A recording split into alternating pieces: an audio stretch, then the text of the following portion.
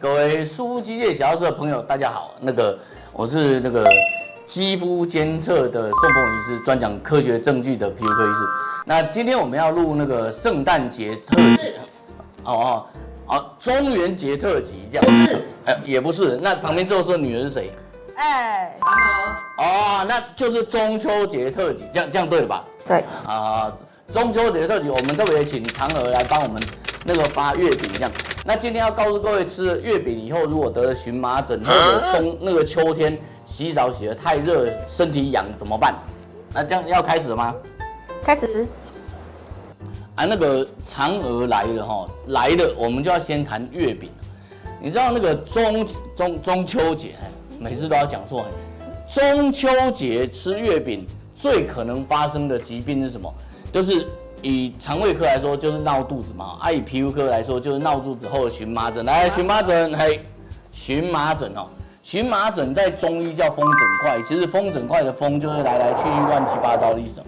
荨麻疹其实是一种体内的过敏表现就是我们有一集荨麻疹在这里大家应该有看过，就是香菇、竹笋、牛奶、花生、芒果、螃蟹、虾、牡蛎、蛤蜊、生蚝这样。那我的病人常常不记得，我跟他说我告诉你来。就是有带壳的海鲜跟带毛的植物，还有就是酒跟奶这样就是4个了。那荨麻疹这个东西就是起起落落，你很难讲反正荨麻疹有兴趣去看我们荨麻疹特辑。第二个就是秋天来吃中秋月饼以外，你还会跑去什么？就是晚上嘛，不是去干偷偷摸摸见不得人的事，就是去洗温泉嘛。洗温泉你就会有为什么喜欢温泉要放你就会有脱脂性皮肤炎脱脂性皮肤炎，我们经常说是老人病可是其实因为现代化，很多人喜欢洗温泉，洗完温泉以后，他或者没事，你知道我有很多病人，明明身上干净的不得了，他就一定要这样搓，反正我们身上就那一层皮脂膜，你把它搓完，它就太干的了。那这种太干的情况，我们就叫脱脂性皮肤炎。脱脂性皮肤炎跟你脸上的敏感肌其实逻辑是类似的，就是你喜欢把脸洗得很干净，你就很容易皮肤受伤；你喜欢把身体洗得很干净，就很容易皮肤受伤。那除了这个以外，还有什么问题呢？秋冬跟春天还有一个很特殊的疾病，就是在这边真的好，现在是换就是嫦娥身上不是嫦娥前面有一块圆圆这个叫做玫瑰糠疹。玫瑰糠疹目前的原因不知道，但是玫瑰糠疹有一些比较有趣的地方，是第一个，我们怀疑它其实跟病毒有关，就是通常是在发烧啦、感冒莫名其妙病毒感染之后，然后就身上起了一块一块的疹子。然后这种疹子跟传统的病毒疹又不一样，一般传统病毒疹会在手掌心跟脚底，那玫瑰糠疹很有趣的是，它通常会在腰后面出一块我们叫先驱斑，就是这块东西，然后那块东西还蛮大的大概差不多5公分10公分，然后完了以后就身上长疹。那我们现在讲完了你可以预防的，现在就讲你不能预防的。来，最后一个，这个看起来就很恐怖这个就是肝癣嫦娥可以放下来，不要抢我的镜头，我才是主场，看这里。就是你看到肝癣，在我们西医叫肝癣然后在传统的中医叫银屑病然后一般老百姓称为牛皮癣。牛皮癣其实不是一个很正确的做法，可是慢性湿疹也会出现后化的苔藓现象，我们也称为牛皮癣肝癣是一个皮肤的角质过度增生的现象，然后它就是不会好。所以肝癣这种东西，它会在秋冬，因为皮肤干燥时，它更觉得发痒，然后病人会觉得困扰。所以基本上听来听去，你就知道秋冬会发生什么事情。就是第一个不要乱吃嘛，第二个就是秋冬会感冒所以就会发一些玫瑰糠疹第三个就是洗澡简单一点，因为洗澡太过分，你会干燥，同时肝癣也会发作。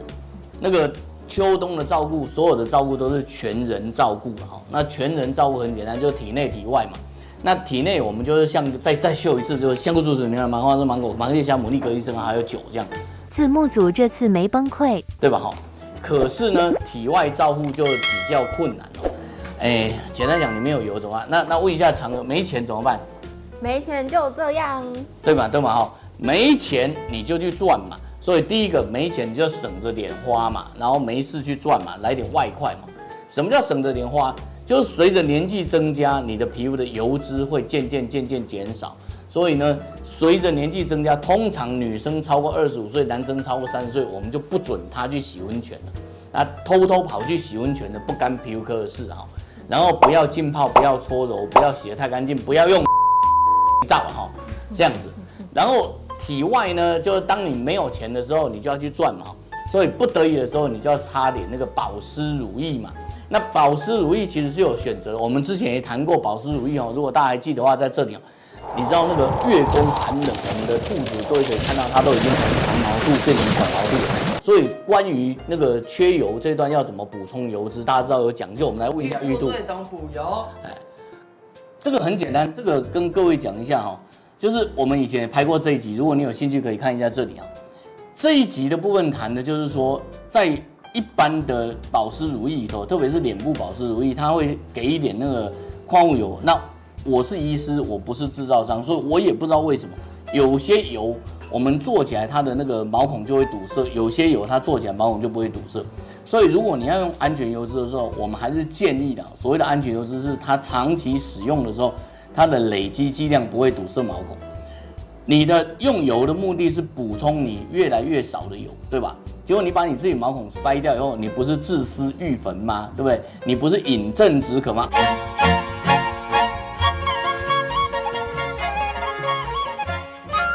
我这样有没有很懂那个成语？非常懂。你看我们小学国文有考95分哈，所以简单讲就是说你要补油的时候，请你注意保湿乳液在用的时候要很小心。如果你实在找不到，以我个人的经验，我会建议你用食用乳液啊。搞错了，再来。食用油脂啊，那像我自己的儿子，我们就给他用点那个椰子油之类的。各位可以看到，我们这一集花了很大价钱。从月球请来嫦娥跟玉兔这样，然后既然都请来了，当然不能浪费钱，我们请嫦娥讲话好了，玉兔反正只会跳。院长要不要去当？才不要，才不要，才不要。那不然玉兔吃好了。你们这样子很僵硬，这样我就演不下去。如果你们觉得想要看那个玉兔继续喂嫦娥，嫦娥继续喂玉兔，那我们就点赞、订阅、分享，然后我们就往下一集走这样。好。拜拜。哦，真的很硬，真的很硬。